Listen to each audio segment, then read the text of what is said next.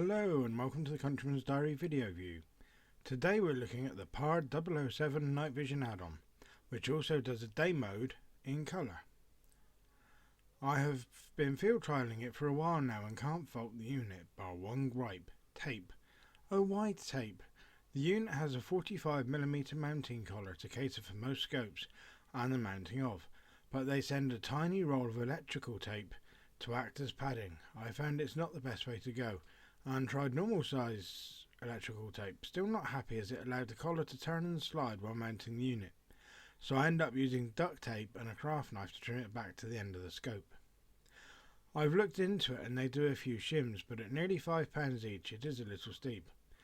So as you can see, I was watching some deer and spotted this lame buck with a foot missing. It copes rather well for missing an important part. I've included some daytime footage as I heard the unit wasn't very good with video lag being scanned back and forth, but as you can see it held up well. The land you're looking at falls away down to the river in stages, totaling a distance around 230 yards.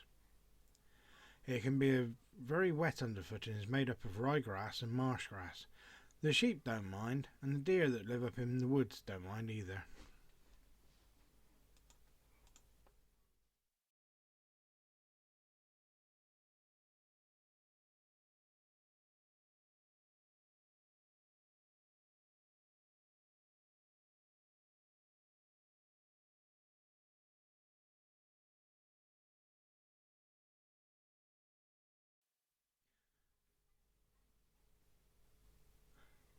So what I did was I went to my local sports field, and you might be able to see the goalpost just on the night vision. This is no infrared working whatsoever, and there was no moon either that night, and that's from 100 yards away at the other goalpost. I think it's about 102 yards, they misjudged that one slightly.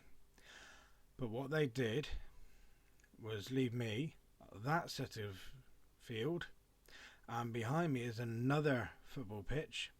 So that's over 200 yards I've got to play on, and that's what I do in this video.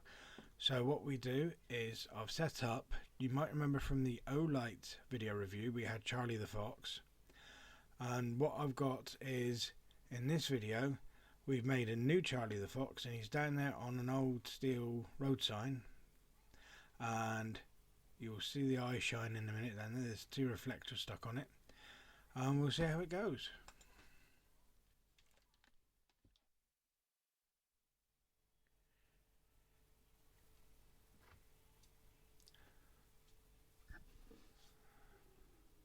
So what I've done with this bit of video is showing you the zoom on this PAR unit, and as you can see it's quite a nice picture,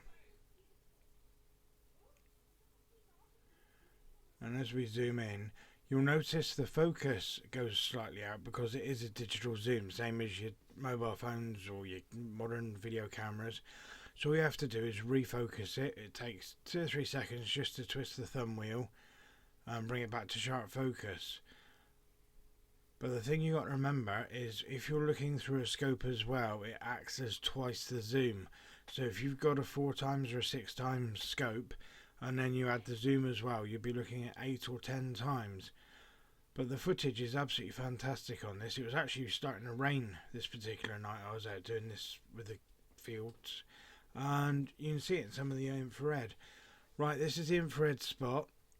And as you can see, I've tightened the beam up and it is very, very intense to the point it's actually whiting out the target down there. Poor Charlie would be blind if that was a white torch, but luckily it's infrared. But what it's doing is it's actually too intense for the eye shine to be picked up. As you can see, it is stupidly bright. But the thing I do like about this PAR unit is they've angled the infrared down slightly. So even though the actual infrared's only 1.5 inches above the lens, it's actually angled down, which is nice. So as you can see I've zoomed in slightly on the video, but you can see the reflectors twinkling in the light, and that's what gives you your eye shine.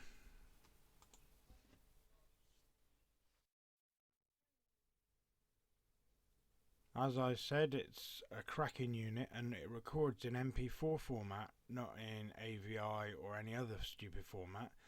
So as you can see, I found these fallow deer. I've got a buck and a couple of does here, and the quality's that good. You can see the hairs on the end of his pizzle, so it is a pretty good unit. I know this wasn't very far away, it was only about 25 yards, but it was good enough to see the quality of their fur, see his antlers, eye shine, identify them clearly.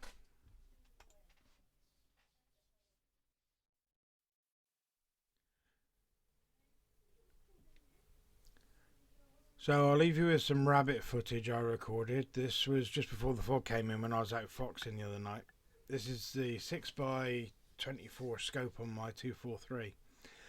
And it takes a little while just to get the parallax adjusted right, which is what the shadows you can see is me just adjusting it slightly for my eye. But it's a cracking unit. These rabbits are just over 100 yards away.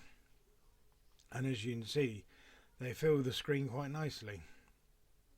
There's one to the right here and actually one to the left, and they only came out after I started squeaking with the fox caller by hand, the dying rabbit squeak. So I've been trying to prove for years you can squeak rabbits out and everyone laughs at me, but there you go. These two weren't there. I started squeaking and they came out, so there we go. But I'd like to thank the Optics Warehouse guys for the loan of the unit. I'd like to thank Pard for letting them have some to try. And I'll leave you with this lovely footage of these two rabbits just playing. They're completely oblivious to the fact I was even there.